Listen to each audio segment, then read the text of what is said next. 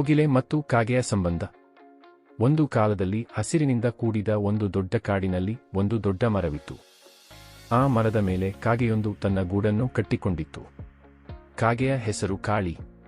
ಕಾಳಿಯು ತನ್ನ ಕರ್ಕಶವಾದ ಕರೆಗೆ ಮತ್ತು ಕಪ್ಪು ಗರಿಗಳಿಗೆ ಹೆಸರಾಗಿತ್ತು. ಆದರೆ ಕಾಳಿಯ ಒಳ್ಳೆಯ ಮನಸ್ಸಿನ ಬಗ್ಗೆ ಕಾಡಿನ ಎಲ್ಲ ಪ್ರಾಣಿಗಳಿಗೂ ಗೊತ್ತಿತ್ತು. ಕಾಳಿಯು ಯಾವಾಗಲೂ ಇತರರಿಗೆ ಸಹಾಯ ಮಾಡುತ್ತಿತ್ತು, ತನ್ನ ಗೂಡಿನಲ್ಲಿ ಆಹಾರವನ್ನು ಶೇಖರಿಸಿಟ್ಟುಕೊಂಡು ತೊಂದರೆಯಲ್ಲಿರುವ ಇತರ ಪಕ್ಷಿಗಳಿಗೆ ಕೊಡುತ್ತಿತ್ತು. ಒಂದು ದಿನ ಕಾಡಿನಲ್ಲಿ ಒಂದು ಸುಂದರ ಕೋಗಿಲೆ ತನ್ನ ಸಿಹಿಯಾದ ಕಂಠದಿಂದ ಹಾಡುತ್ತಾ ಬಂದಿತು. ಕೋಗಿಲೆಯ ಹೆಸರು ಕಾಂತಿ. ಕಾಂತಿಯ ಧ್ವನಿಯು ಕಾಡಿನ ಎಲ್ಲ ಪ್ರಾಣಿಗಳನ್ನು ಮಂತ್ರಮುಗ್ಧಗೊಳಿಸಿತು. ಕಾಂತಿಯು ತನ್ನ ಸುಂದರವಾದ ಹಾಡಿನಿಂದ ಎಲ್ಲರನ್ನೂ ಆಕರ್ಷಿಸುತ್ತಿತ್ತಾದರೂ ಅದಕ್ಕೆ ಒಂದು ಗೊಡ್ಡು ಸ್ವಭಾವವಿತ್ತು. ಕಾಂತಿಯು ತನ್ನ ಗೂಡನ್ನು ಕಟ್ಟಿಕೊಳ್ಳಲು ಆಲಸಿಯಾಗಿತ್ತು.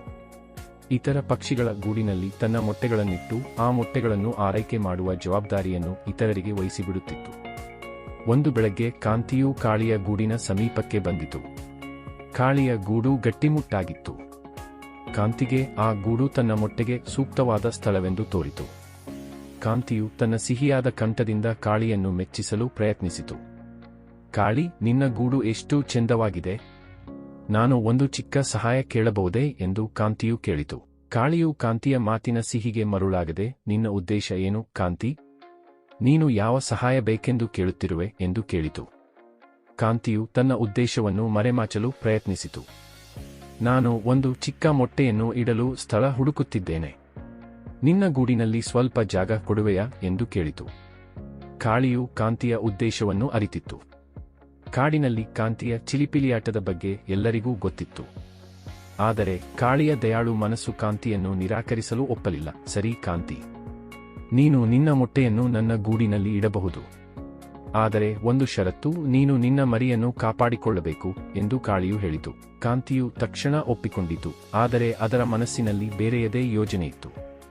ಕಾಂತಿಯು ತನ್ನ ಮೊಟ್ಟೆಯನ್ನು ಕಾಳಿಯ ಗೂಡಿನಲ್ಲಿ ಇಟ್ಟು ತನ್ನ ಸಿಹಿಯಾದ ಹಾಡಿನೊಂದಿಗೆ ಕಾಡಿನ ಒಳಗೆ ಹಾರಿಹೋಗಿತು. ಕಾಳಿಯು ತನ್ನ ಮೊಟ್ಟೆಗಳ ಜೊತೆಗೆ ಕಾಂತಿಯ ಮೊಟ್ಟೆಯನ್ನು ಕಾಪಾಡಿಕೊಂಡಿತು. ದಿನಗಳು ಕಳೆದವು, ಮೊಟ್ಟೆಗಳು ಮರಿಗಳಾದವು. ಕಾಳಿಯ ಮರಿಗಳ ಜೊತೆಗೆ ಕಾಂತಿಯ ಮರಿಯೂ ಬೆಳೆಯಿತು. ಕಾಳಿಯು ಎಲ್ಲ ಮರಿಗಳಿಗೂ ಸಮಾನವಾಗಿ ಆಹಾರ ಕೊಡುತ್ತಿತ್ತು, ಆರೈಕೆ ಮಾಡುತ್ತಿತ್ತು. ಆದರೆ ಕಾಂತಿಯ ಮರಿಯು ಬೇರೆಯದೇ ರೀತಿಯಾಗಿತ್ತು. ಅದು ಕಾಳಿಯ ಮರಿಗಳಿಗಿಂತ ದೊಡ್ಡದಾಗಿತ್ತು, ಜೋರಾಗಿ ಕೂಗುತ್ತಿತ್ತು. ಕಾಂತಿಯ ಮರಿಯು ಗೂಡಿನಲ್ಲಿ ಇತರ ಮರಿಗಳಿಗೆ ಜಾಗ ಕಡಿಮೆ ಮಾಡಿತು. ಕಾಳಿಯ ಮರಿಗಳಿಗೆ ಆಹಾರ ಕಡಿಮೆ ಸಿಗತೊಡಗಿತು. ಕಾಳಿಯು ಇದನ್ನು ಗಮನಿಸಿತು, ಆದರೆ ತನ್ನ ದಯಾಳುತನದಿಂದಾಗಿ ಏನೂ ಮಾಡಲಿಲ್ಲ. ಕಾಂತಿಯ ಮರಿಯು ದಿನೇ ದಿನೇ ಬಲಿಷ್ಠವಾಗುತ್ತಿತ್ತು, ಆದರೆ ಕಾಳಿಯ ಮರಿಗಳು ದುರ್ಬಲವಾಗತೊಡಗಿದವು.